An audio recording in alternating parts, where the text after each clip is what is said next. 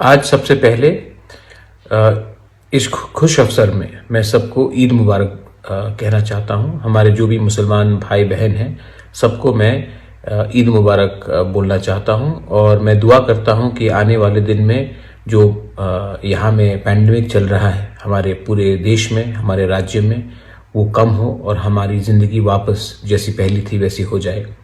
तो मैं आज के दिन आप सब से ईद के इस खुश अवसर में मैं दुआ करता हूं कि ये जो कोरोना का महामारी है वो ख़त्म हो। और इसके साथ मैं एक मैसेज भी देना चाहता हूं। आज बहुत बड़ा दिन है, हम सब एक दूसरे से घुल मिल रहे हैं, सब जाकर नमाज अदा कर रहे हैं, लेकिन एक बात ज़रूरी आपको दिल में रखना है, ध्यान में रखना है कि ये जो सोशल डिस्टेंसिंग है ये हमको मेंटेन करना है और मास्क हमेशा पहन के रखिए।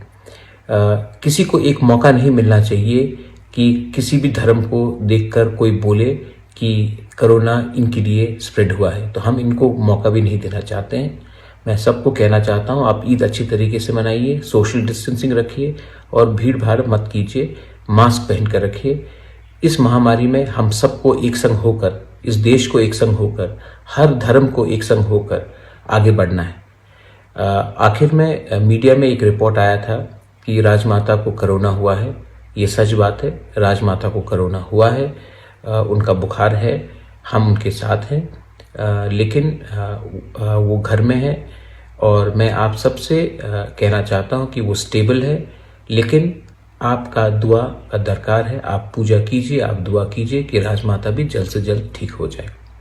आखिर में सबको मैं एक ही बात कहना चाहता हूं, अगर देश को आगे बढ़ना है तो हमको धर्म से आगे हमको एक उन्नति को देखना है और उसके लिए हम सबको एक ही बात कहना चाहते हैं, आज के दिन हम सब एक हैं। ईद मुबारक टू ऑल। बेलाइनो हम बाय, धन्यवाद, थैंक यू।